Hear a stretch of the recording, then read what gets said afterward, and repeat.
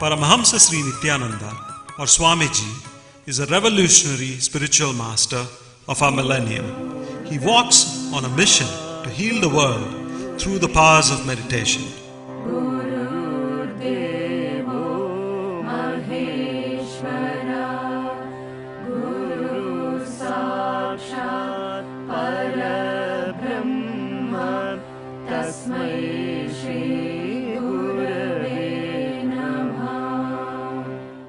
Swamiji chose to be born as Rajashekharan in the sacred town of Tiruvannamalai in southern India. Mastering yoga and rigorous spiritual practices at a young age, Rajashekharan finally left home for the Himalayas in the quest of the ultimate truth. This quest led his feet to the holiest of pilgrimage spots and to great spiritual masters in India and Tibet. After years of wandering, study, and intense penance, the boy Rajashekharan experienced the ultimate flowering of consciousness on January 1st, 2000. Rajashekharan became Paramahamsa Sri Nityananda. Guided by a divine vision, Swamiji set up Dhyanapita, a worldwide movement for meditation in Bidadi near Bangalore in India. At the ashram, seekers aged between 8 and 80 live and learn in the Master's presence.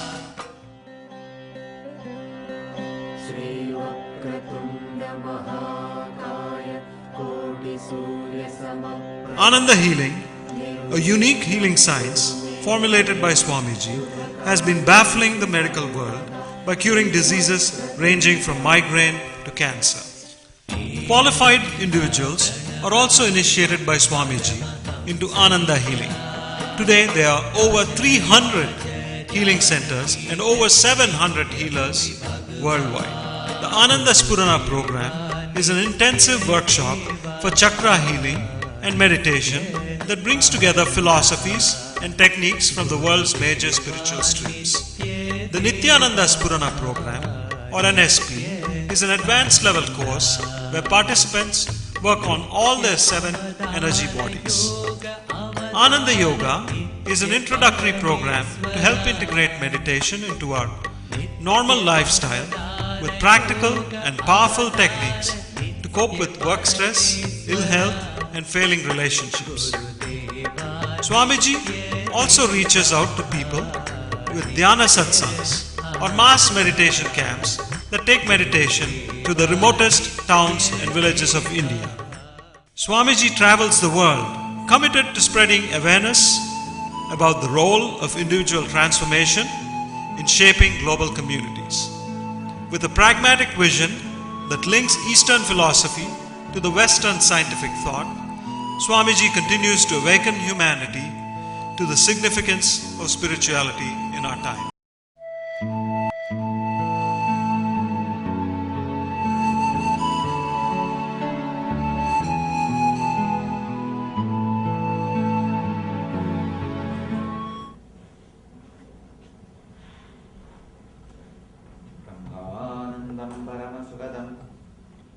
केवलं ज्ञानमूर्तिं द्वन्द्वातीतं गगनसदृशं तत्त्वमस्यादिलक्ष्यम् एकं नित्यं विमलमचलं सर्वदी साक्षिभूतं भावातीतं त्रिगुणरहितं सद्गुरुं तं Namami.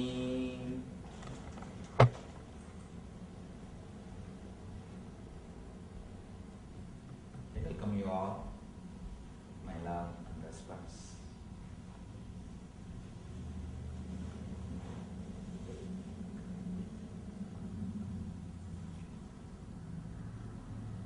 Today I will be addressing on guilt, the sure killer of intelligence. I will change the topic.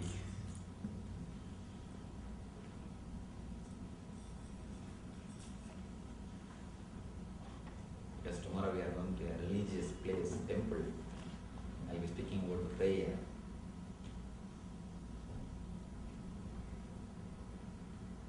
Today you will all listen about the guilt, the sure killer of intelligence. Let me start with a small story. A great rishi was doing penance in a deep forest. Suddenly one day night, he had an unexpected guest. One guy came and knocked his door, requested the rishi, "Can I stay here tonight? Tomorrow morning I'll leave you. I'll leave from this place." Rishi said, "Welcome. You are welcome. Please come and stay." Next day morning, casually Rishi was inquiring, "Who are you? You are from where?" The guy said, "Please don't be frightened. I am a thief. Just yesterday night, I robbed the palace. I escaped from the palace. Straight I came to your hut. But I am really very happy that you took care of me. You gave me shelter and food. I am leaving. Please bless me." He left. Rishi felt very much disturbed. Oh, what a big sin I have committed by giving shelter to a thief, by giving food to a thief.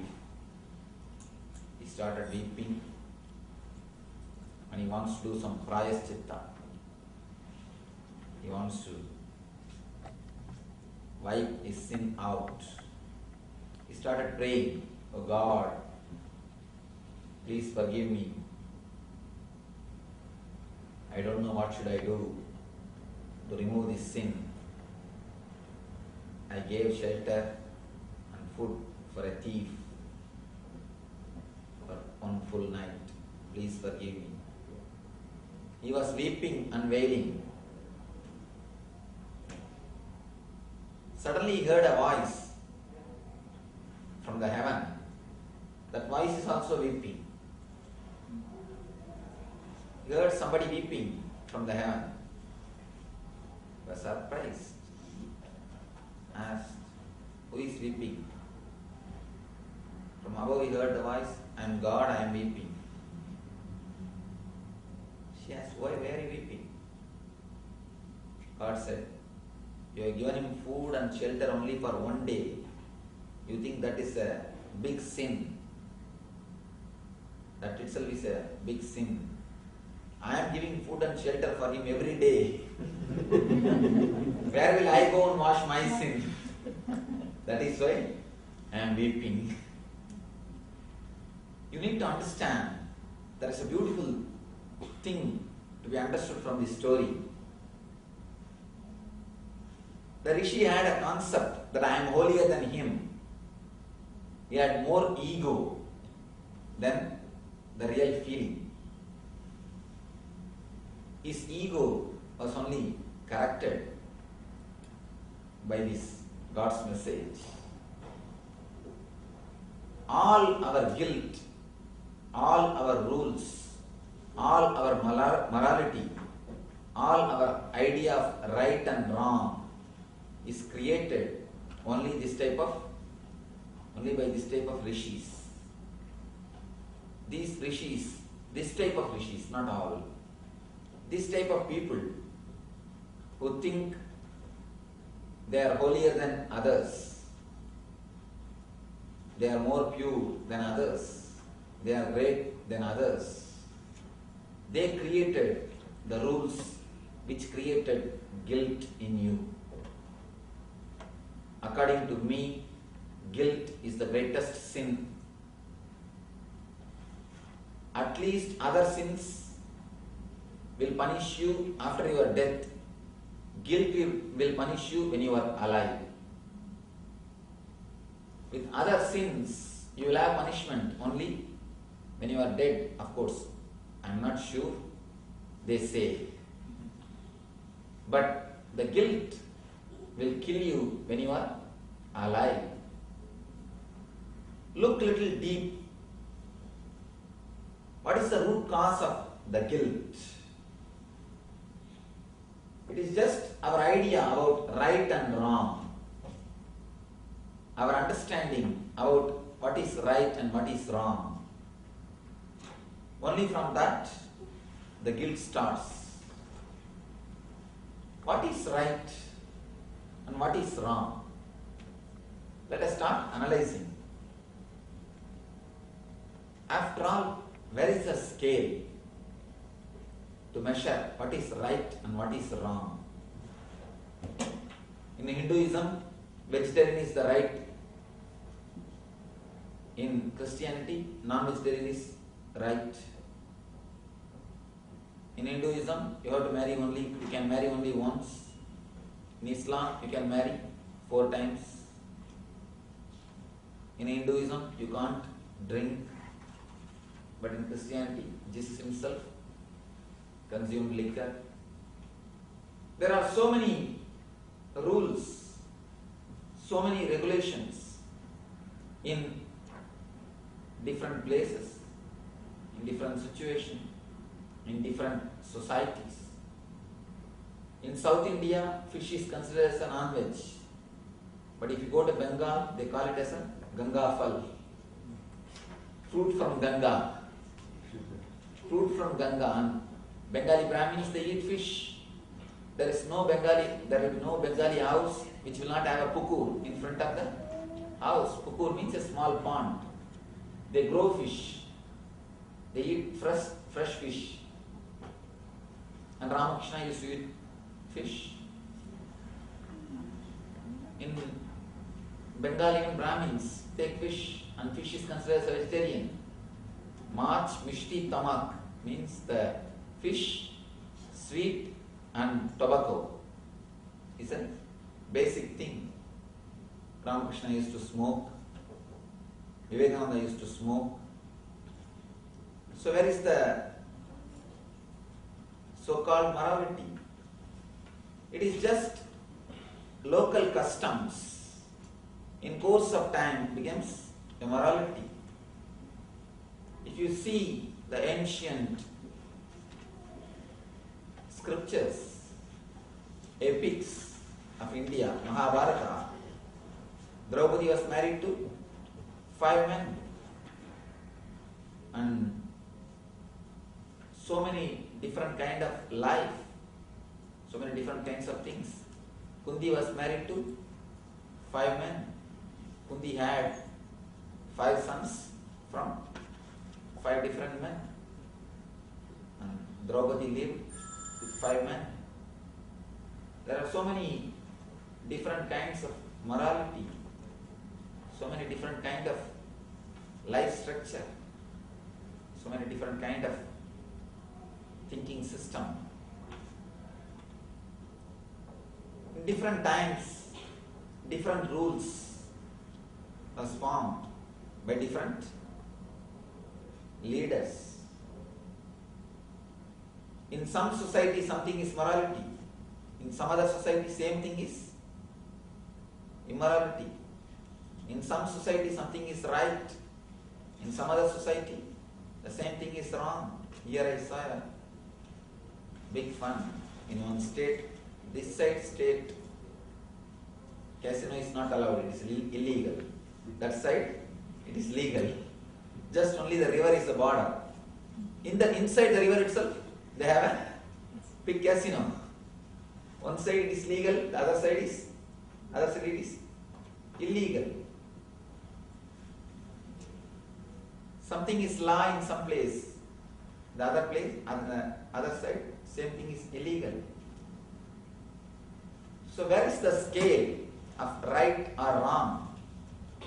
For somebody, some particular food is a amrita, nectar.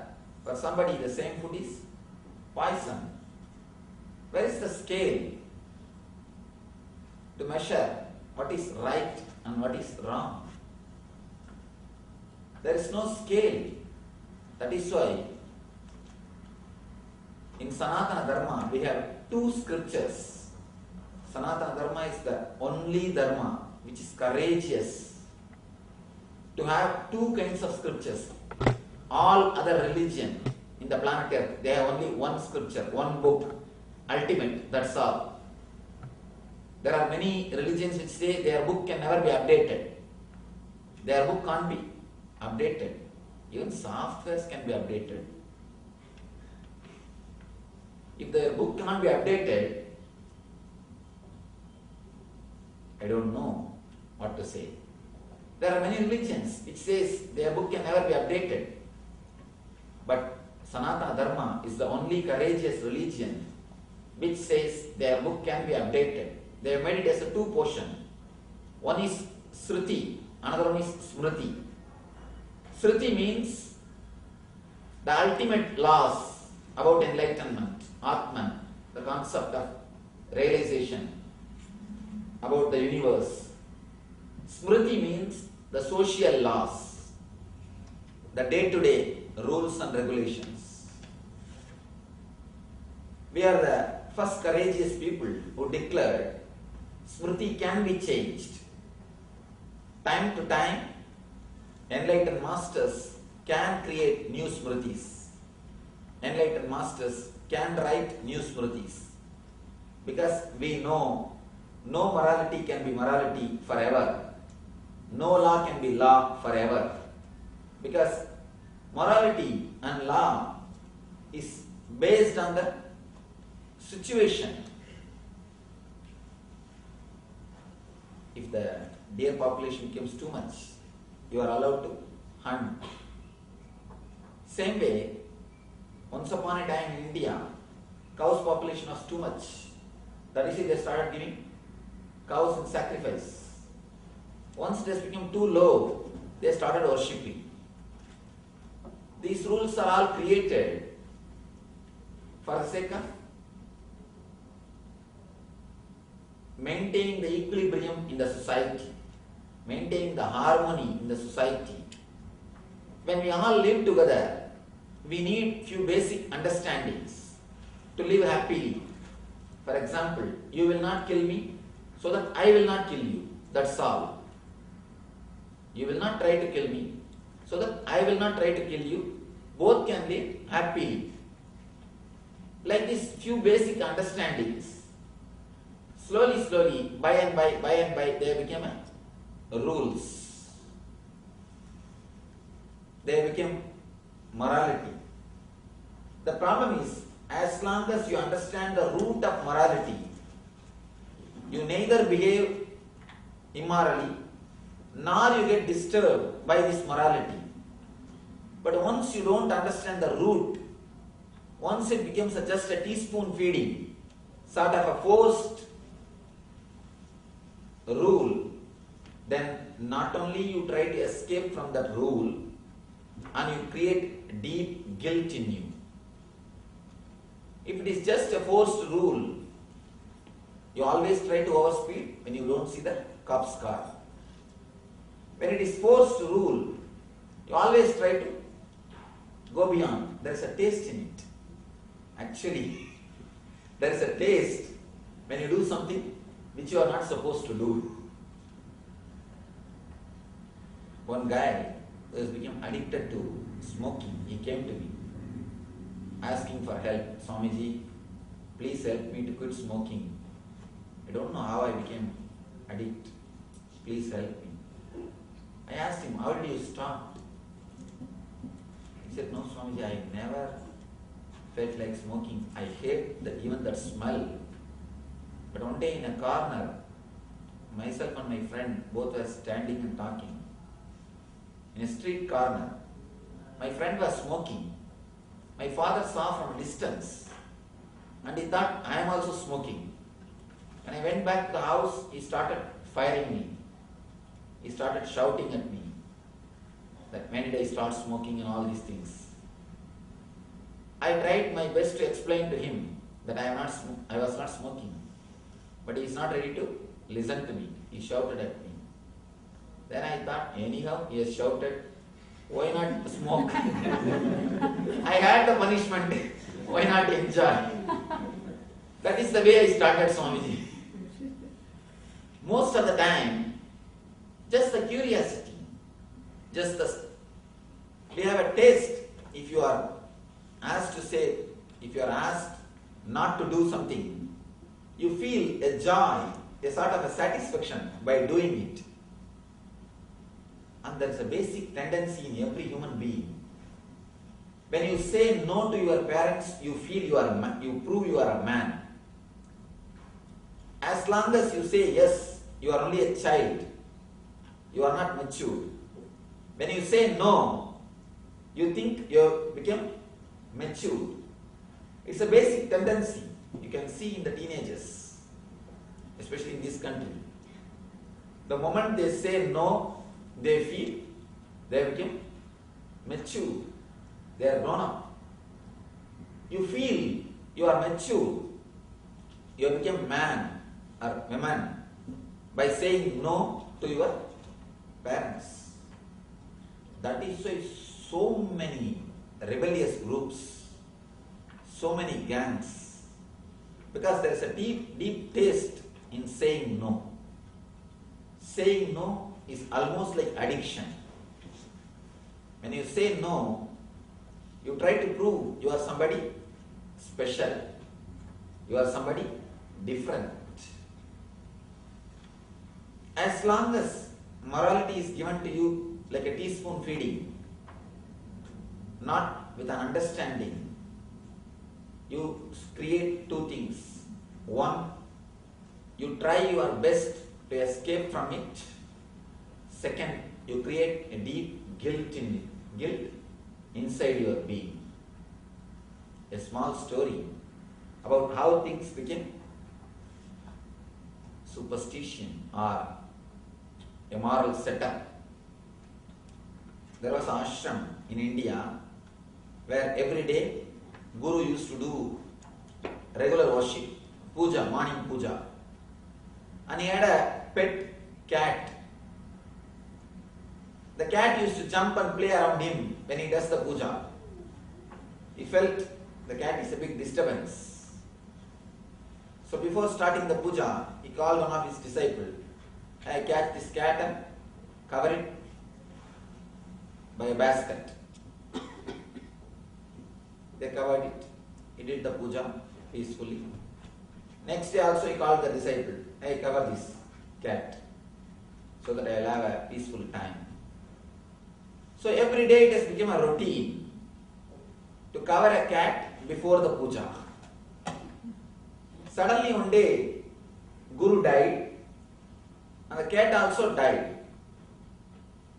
The disciples are wondering, now how to get a cat to cover before the puja?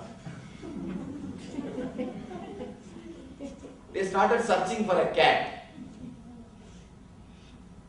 Somehow they could manage one cat, and before the puja, the cat was kept in the same place and they covered it with basket. Puja started. By and by, after some time, it has become very difficult to get the cat. They are not able to get any cat to cover before the puja starts. And slowly they started thinking, without cat you can't do the puja. It is sacrilegious. So slowly they stopped the puja because there is no cat. This is what happens if things become superstition. One more small story. One great Pandit wants to take bath in Ganga. He had his kamandalu with him. He has to keep his kamandalu in a safe place. He searched here and there. There was nobody who is trustworthy to whom he can hand over his kamandalu and go for Ganga Snan. because there was nobody, he just made a small pit in Ganga sand, put the kamandalu on it, closed it. Just to remember the place, he made a small heap of sand on the kamandalu. Went to take bath. There was some farmer who was watching from a distance. He thought, oh, before taking Ganga bath, we should also make a small heap. So he made a small heap, entered inside the Ganga to take bath. The third guy came. Oh, it's a tradition. Let me make a small heap. Again he made a small heap, did namaskar, went and entered inside the Ganga. By and by, all the guys have started making small heaps.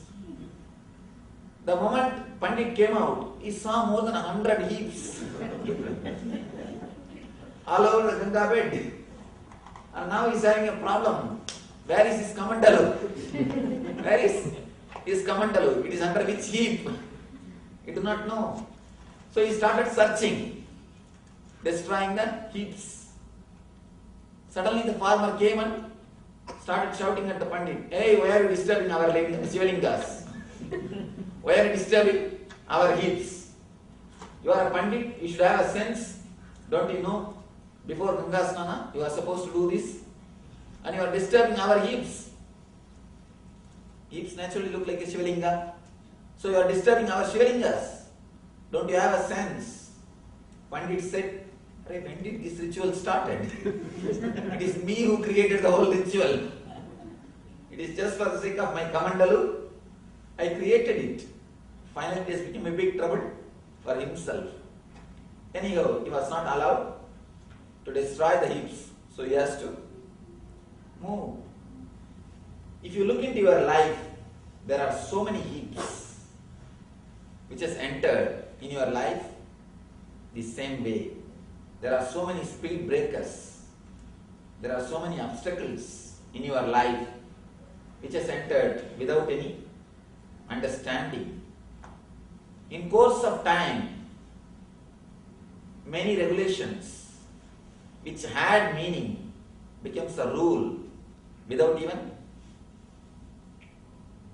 now having any meaning. In those days, they will not stitch the clothes after the sunset because the stitching was done with a needle. Naturally, in the night time, in the dim lights of candle or a hurricane, the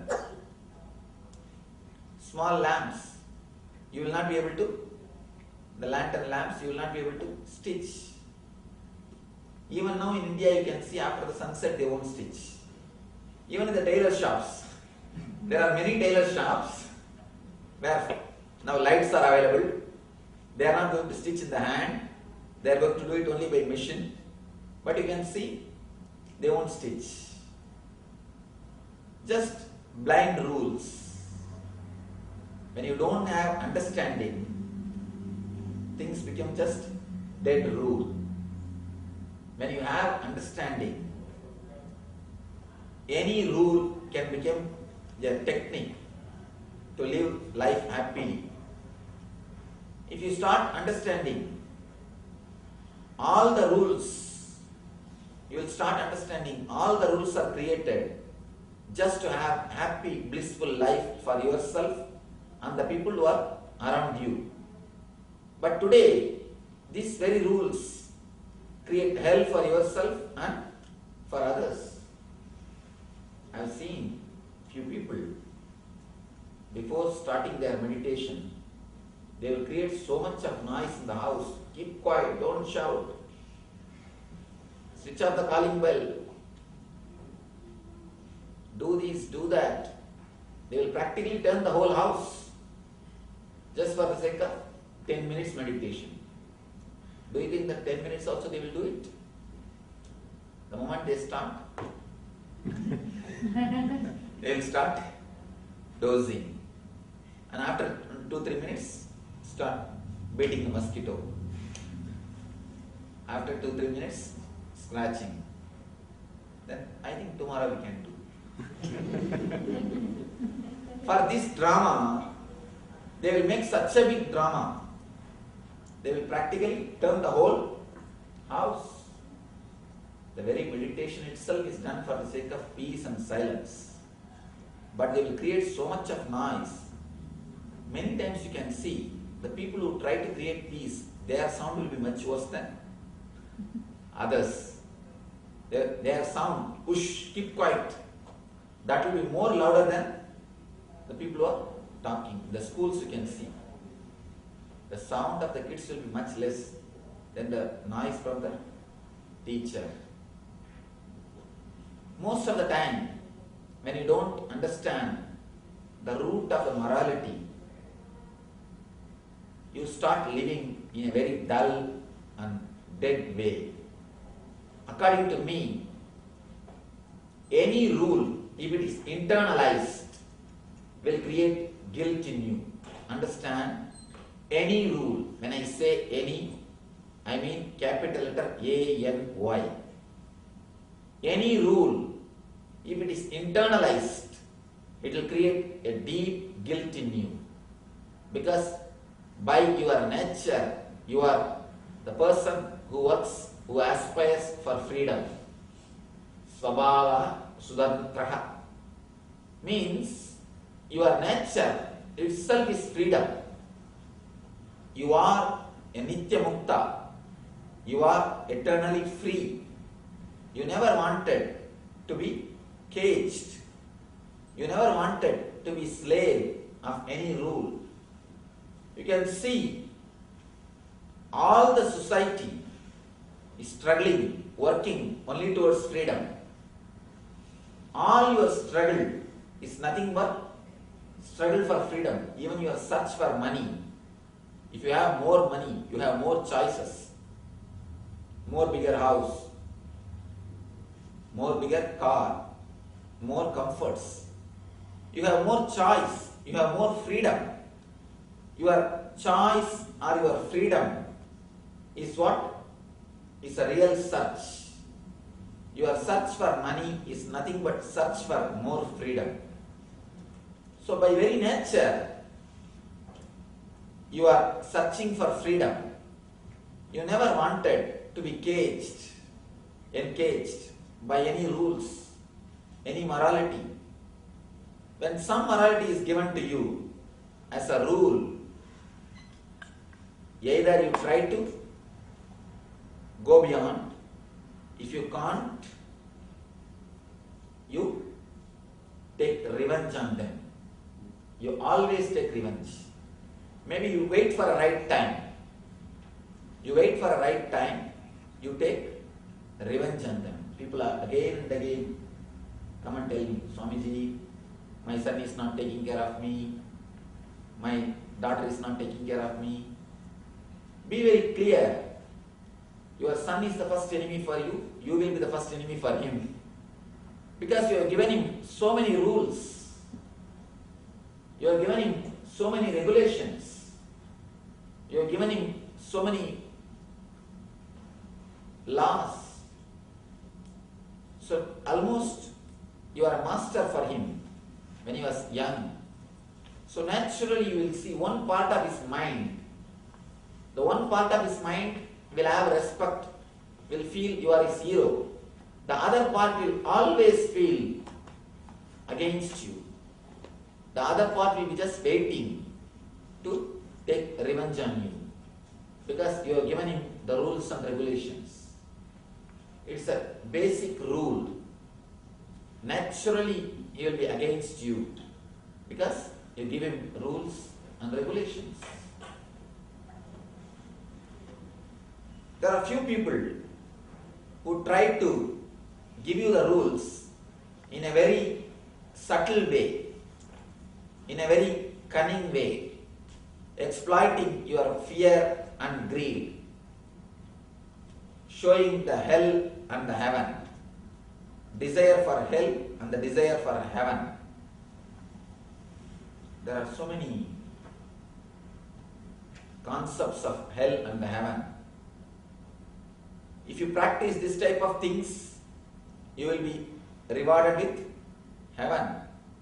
If you practice this type of things, you will be rewarded with hell. This concept of hell and heaven is a subtle way of exploiting your being, your guilt and fear, your greed and fear. When you are given some rules based on the greed and fear, you start creating a deep guilt in you. And one thing, this is one of the ultimate law. This is one of the ultimate law which is very difficult to understand, but one of the ultimate law. Nobody can live their life based on any law. Nobody. When I say nobody, I mean capital letter. When I say any law, I mean capital letter. Because the life is something far more superior than any laws. All the laws, all the rules, all the regulations, even if it is a golden rule, it is based on some understanding about life. But the life is beyond all our understandings and beyond all our logic. People ask me, Swamiji, why this life is created at all? I tell them, this why can never be answered. Because this why is based on your logic. But life is based on God's logic. Your logic and God's logic never meet with each other. His logic is so big, so vast, so infinite. You can never meet his logic. Life is created by him. Rules are created by you. Life is created by him. Laws are created by you. Naturally, your laws can never match or fix with God's logic or God's life. Life is natural, laws are societal. Life is physical, laws are mental. So all your ideas, all your do's and don'ts, all your morality, all your right or wrong is given to you by society. You are called as a saint or as a sinner only by the society. As long as the society titles you as a saint, you are saint. The moment society titles you as a sinner, you are a sinner. If you kill somebody in the society, you will be called as a murderer. You will be punished. If you kill somebody in the war front, you will be called as a hero. You will be rewarded with a big award. So it is social structure. It is just societal. When you start internalizing the laws of the society inside your mind, you create a deep wound in your being. You destroy your intelligence. According to me, rules and regulations are only superficial. All your morality, look little deep, is only skin deep. It is just skin deep. Your nature is always struggling to express, to go beyond all the rules, all the regulations, all the morality. Your consciousness is always trying to break through your conscience. Your consciousness continuously fights with the conscience. Conscience is societal. Consciousness is natural. Conscience is a poor substitute for consciousness. People ask me, what is this, Swamiji? You are breaking all the basic laws. You are pulling down the whole social structure. You are pulling the whole rules and regulation. Then how we all will live morally? How people will live with the morality. What are you doing?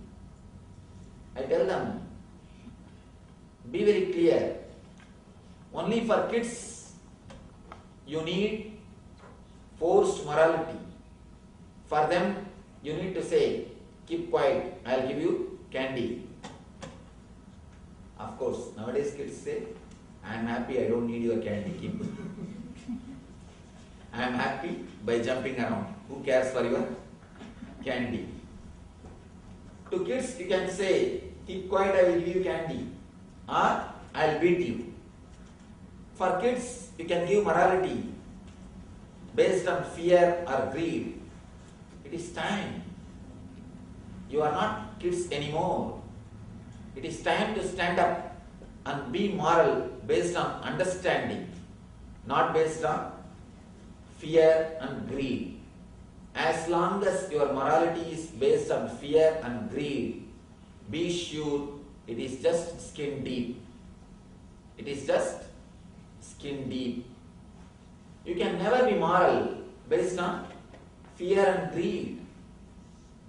If the fear and greed is the base for your morality, you will try all the possible way to escape from it. Just to have a small gap, 10-mile speed. Even if we see the car, we can press the brake. As long as your morality is based on fear and greed, be sure you are child, you are not mature. If you are really grown up, your morality should be based on understanding, not based on fear and greed. According to me, maturity means the man who lives happy, blissful, tuned life without fear and greed. When you drop your fear and greed, a new kind of morality arises in your being. The morality which is not a social morality, which is not just skin deep. It arises out of your whole being. Your whole being experiences a different well-being. That's a beautiful story. There was a Zen master. For some reason, king declared, next day morning he should be killed. It was informed to him, but the king said, till tomorrow morning he can do whatever he wants. He can live as he likes. He is given a full freedom. But the master is seen following the same routine. He is doing the same gardening, fetching water from the well, doing the same cooking, serving his disciples, living the same way, doing the same routine. Some disciple asked him, what is this? Don't you feel like enjoying something because tomorrow morning you are going to die? Don't you want to do something else? Master says, my life is from my understanding. So this is the best thing I can live. This is the best way I am living. I am totally fulfilled. I have nothing else to do. Whether I am going to live 24 hours or 2 hours, this is what I want to do. I have nothing else as enjoyment. If somebody gives us this deadline, till tomorrow morning, you will be alive, you can do whatever you want. Just look inside your mind, what all you will do. If you will do anything other than your daily routine, be very clear, your morality is just skin deep. Your morality is just skin deep. It means what? You are controlling yourself for some reason. You are not living your whole life for some reason. As long as you don't live your whole life, you will always feel you are missing something. The feeling you are missing something is the root cause for fear of death. Mostly, we are not even afraid of death. We are afraid that we have not lived our life. It is not even fear of death. It is fear that I have not lived my life. Guilt is the root of fear of death. One deep thing you should understand. Guilt is the root for greed. Because as long as you have guilt, you can never enjoy anything.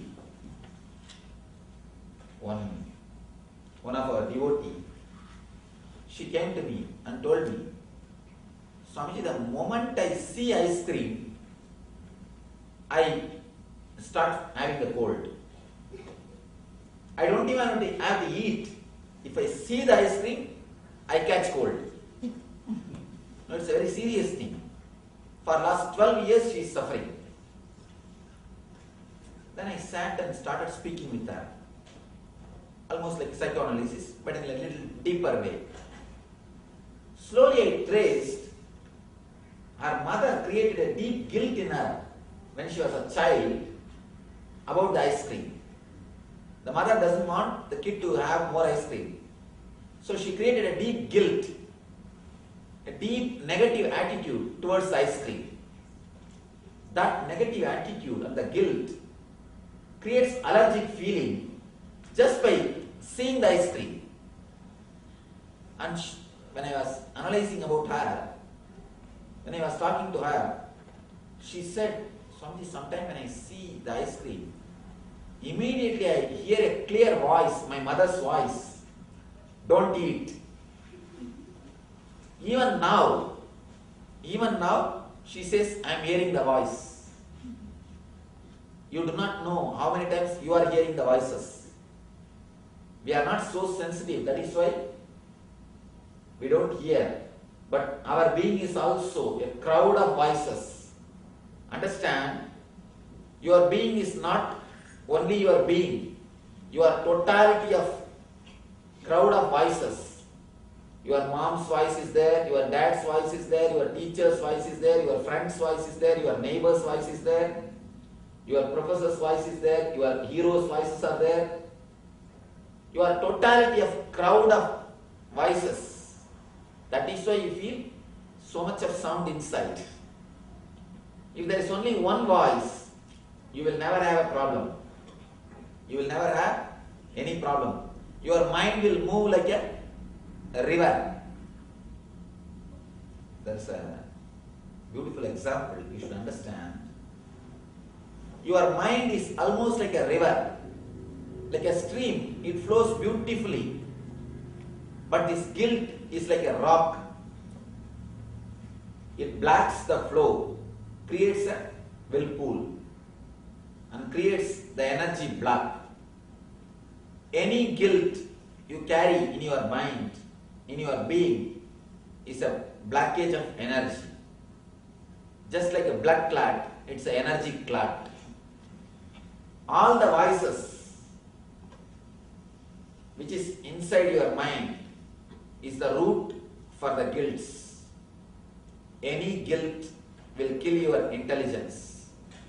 As long as you flow like a river, like a stream, a beautiful river, you will see, you will be expressing an extraordinary intelligence in your life. You will express a different kind of intelligence, different kind of energy, different kind of bliss. The moment you start creating guilt in you, the moment you are stopped in your free flow, you create energy clot inside your being. You create energy clot inside your mind. Especially the old your culture, the more is the guilt. We always think if our culture is old, we are something great. But if you look a little deep, If your culture is too old, you start following the dead books. The more the rules are old, more they are dead. If you don't remove the dead bodies from your house, not only they will be occupying the place, they will start smelling. It's a very dangerous thing. For example, if you use last year's train timetable for this year, where you will end up? You will end up only in the platforms, never in the train. If you start using the old timetables, of course in India new timetable also, don't work, that is different. The older the timetable, less the benefit. If you live based on the past rules, without having the understanding why the rule is created, you will create a deep wound inside your being. You will create a deep wound inside your mind. After talking to her, then finally I analyzed. Finally I came to the conclusion. It is her mother's voice which is creating disturbance. I gave her a simple technique. Just get 5-6 ice creams and don't bother about your mother. If you listen to your mother's voice, just be angry on her and eat the ice cream. Anger is the wonderful way to release your guilt. The moment you express your anger, your guilt also will be released. Actually, anger and guilt, they are two sides of a same coin. They are two different sides of a same coin. Anger is a wonderful way to release the guilt. The moment you become angry and the person who created guilt in you, you will come out of the guilt. I tell many times, if you create guilt based on somebody's opinion, how you create guilt? Because you have respect for that person. The moment you become angry, naturally, the respect is lost. You understand, you are exploited, you are disturbed. One more thing, even that person will not know he is exploiting you. One more incident. One American boy was brought to me with a complaint. Mother says, Swamiji is not obeying my words. Please advise him. I felt a little awkward because I never obeyed my mother. How can I tell him to obey? And the guy really looked very intelligent. Somehow the mother was pestering me. I have no other way. So I started talking to him.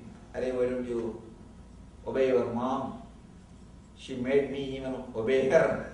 I am advising you. Why don't you obey? He suddenly asked, Swamiji, she herself is not happy. If I go behind her words, where will I end up? I will also end up in the same way. Why are you asking me to obey her? Why are you asking me to listen to her? I was just shocked. Of course, somehow I convinced him, but I was not convinced. Somehow I managed to convince him, but I am not convinced. So I think next generation kids are going to sue the father, mother if they fall in depression.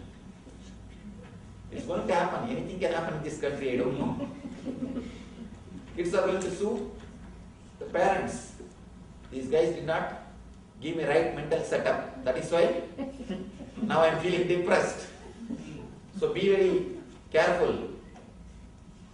We have to find out some method where we will not create guilt in the kid's mind, where we will create only more intelligence, more understanding, and more bliss in their life. According to me, experience is more solid than morality. Consciousness is more solid than conscience. Of course, you need little patience to create consciousness. You need to work on them. You need to explain every step to them. You can't just give teaspoons. You can't give consciousness in teaspoons. Conscience you can give in teaspoons. Just do's and don'ts. But consciousness you can't give in teaspoons. You need to work with them. But unless you have so much of patience, you have no right to bring one more life into the planet Earth. People come and ask me, Swamiji, it is very difficult. You don't know, if you have one kid then you will understand. You speak all these things, but it is very difficult to manage them. It is very difficult to give intelligence. Naturally we have to create only guilt and rules for them. If you can't take the responsibility, then think twice before you give birth to kid, before you bring somebody to the planet Earth. Understand, have you solved your life problems? Did you find solutions for all your life problems? Then go ahead, bring the next person, next generation to the planet Earth. Otherwise, wait. There is every chance next generation is going to catch your neck. What are you doing? Why did you bring me? See, already the kids have come to the level. They say, she herself is not happy. Why should I follow? So there is every chance tomorrow kids are not going to listen to our morality. And not only that, look into your own life. Vivekananda says beautifully, he is a courageous person. I think according to me, the most courageous master who happened on this planet Earth, who has nothing to do with so-called social setup, who broke everything, who gave a new light to the whole humanity. According to me, he is the Manu of this modern day. He is the Smritikara of the modern day. Smritikara means the author of new laws of the modern day. He says in one of his discourse, reason and religion. Let the reason, let the logic be flooded on the religion. Let your religion be flooded by reasoning and logic. Whatever can be washed away, whatever will be washed away by the reason, by the reasoning, let it be washed away. The earlier they are washed away, better for the humanity.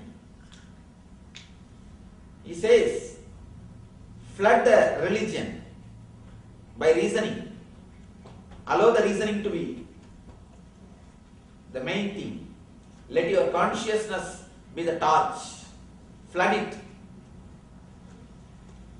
The earlier the superstitions are washed away, better for the humanity. If they can't stand the flood of reasoning or logic, let them be washed away. The earlier they are washed away, better for your humanity. There's a small story. When the scientist who discovered the world is a globe, planet Earth is globe, it is not flat. This is the guy Galileo. This guy wrote his book after the research that planet Earth is round, it is a globe, it is not flat. But in the Bible it is said it's a flat. And one more thing, Bible says sun goes around the planet Earth, not the planet Earth, the sun. See, Bible is not wrong. At that time, that was the information available. So Bible recorded it. That was the information available. Bible recorded it.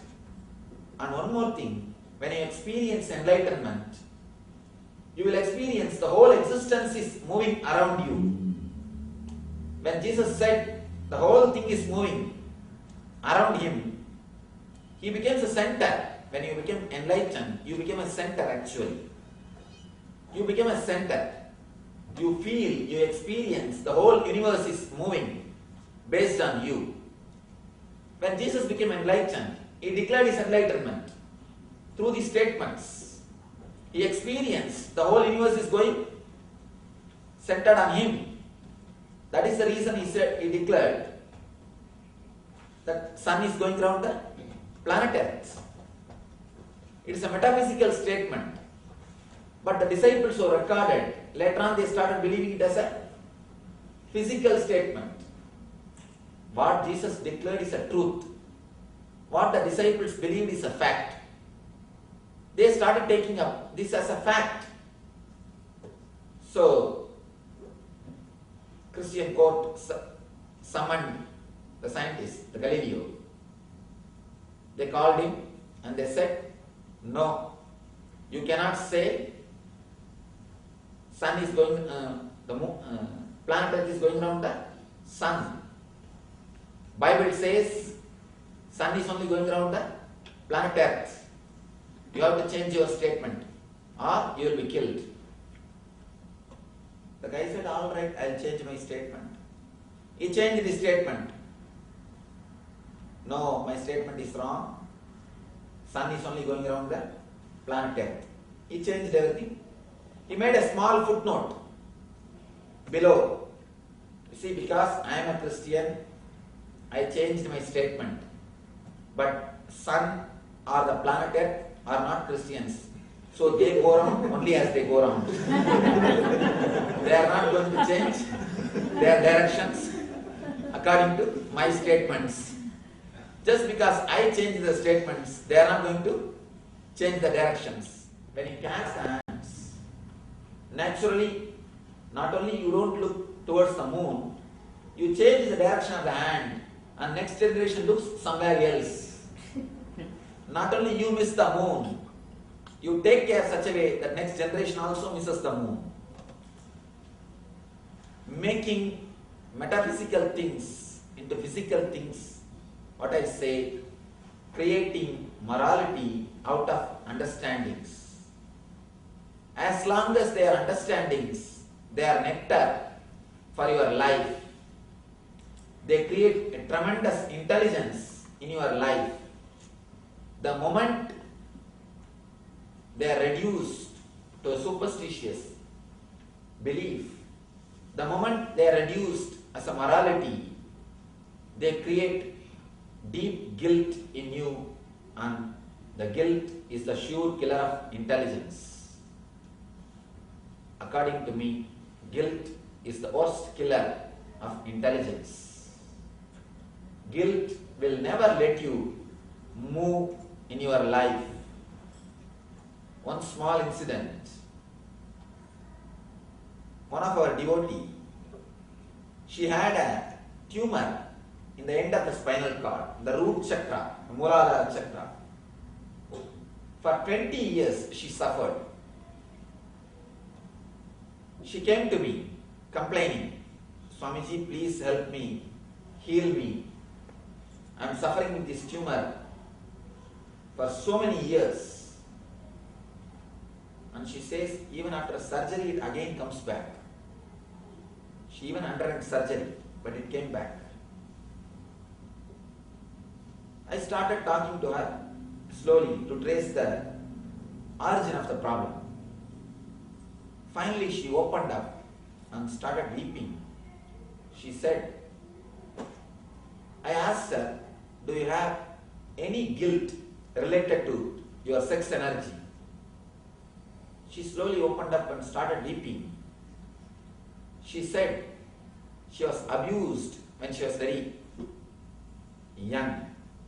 When she was a kid, she was sexually abused. One of her own close relatives exploited her for so many years. And that guilt stayed with her, and she says, I started hating the very portion of my body. That part of my body itself I started hating. I started feeling that part of the body should not exist in my body. I started feeling that's different from my body. That is not my being. My hatred towards that person has turned towards my own body. When you start hating some action, you start hating that part of the body also. My hatred has become so deep. Swamiji, that is the root.